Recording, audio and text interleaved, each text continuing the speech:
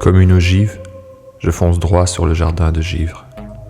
Et avec la vitre qui éclate, les gouttes de sang écarlate volent en brillant dans le jet de soleil levant.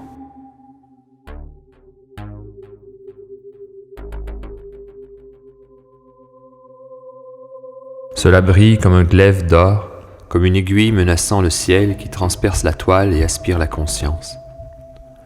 Ce spectacle si beau est sanctifié par une pluie de roses fluides. Pourquoi faut-il que cela fasse mal?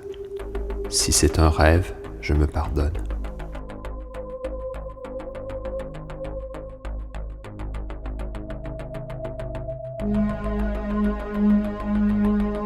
Les éclats de verre pénètrent le gris rosé des vêpres de sarcelles de convenance jaune.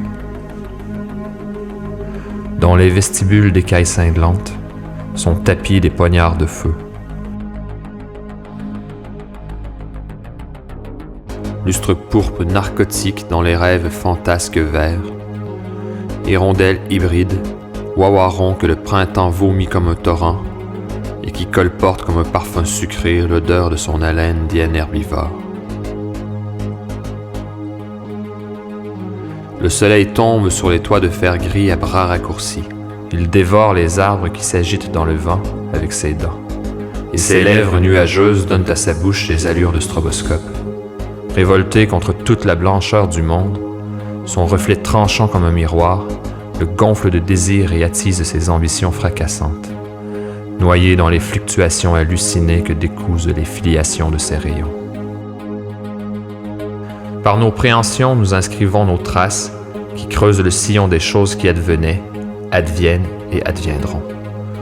Et grâce à la liberté, nous augmentons l'existence de modes d'expérience inédits, ajoutant ainsi un peu de substance au poids de l'existence.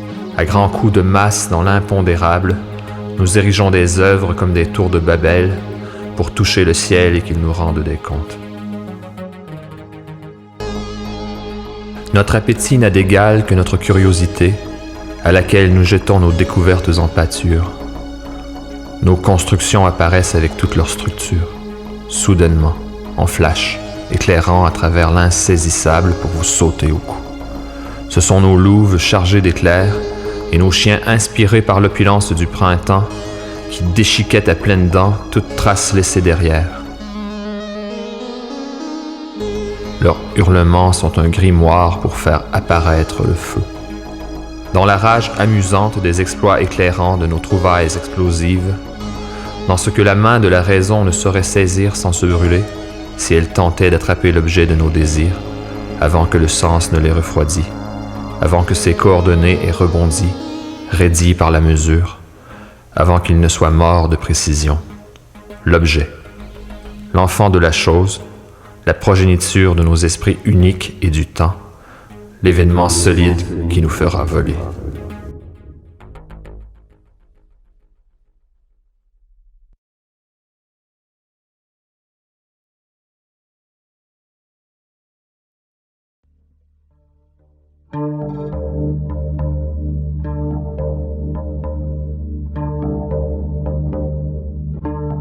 Nous harnachons nos soifs pour produire du symbole. Nous avons la technique et le scaphandre. Nous ne craignons pas les étangs réfléchissants, ni le courant. Pas de danger que Narcisse s'ouvre les veines avec un bout de miroir cassé. Attelons les chiens, escaladons le tranchant des choses à coups de sentis pondérants. Nous savons épouser et descendre du véhicule. Gardons une minute de silence pour la vectorialité.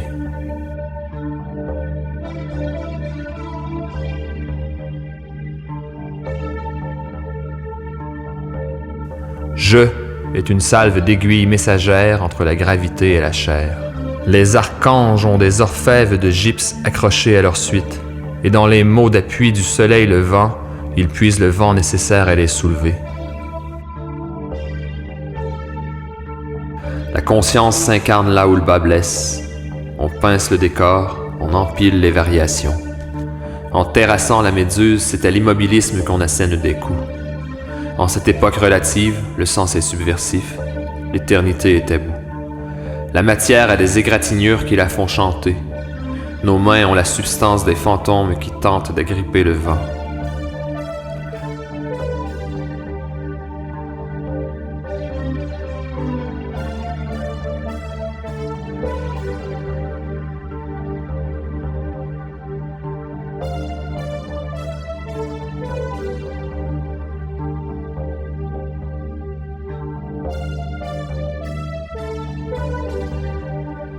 Plein d'audace, je me tiens droit en dessous des nuages qui débordent de spectres mitraillants. Celui qui n'a pas goûté le sang mélangé du chiffrable et de l'impondérable, de l'inattendu et de l'algorithmique, ne connaît pas la saveur subversive de la vie.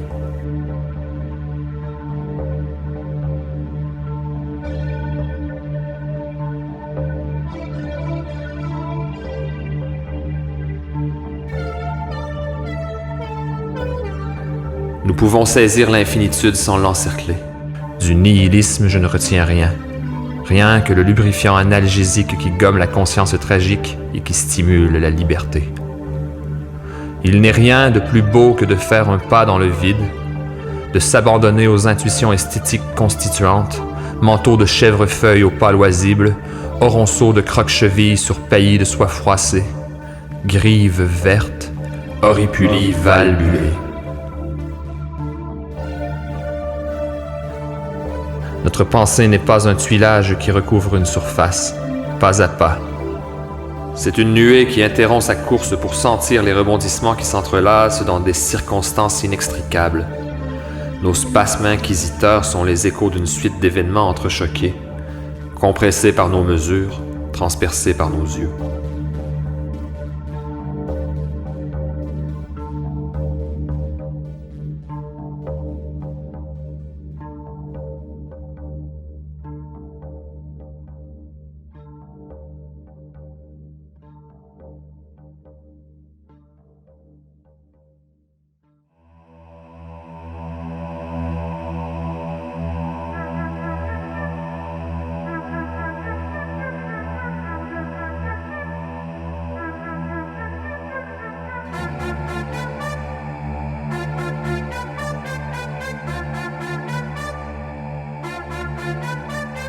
Vertuchou, mon ami suicidé.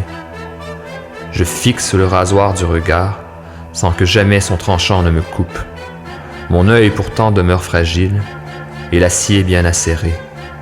Ma pupille, comme une paille, aspire la lame jusque dans ma pensée.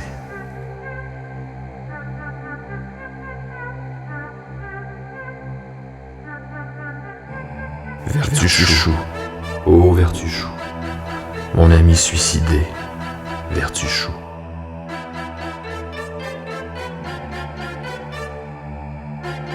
Je suis la somme de mes soifs, je suis le fantôme affamé, assoupi dans le songe. Les exactitudes reposantes bercent mes ambitions floues.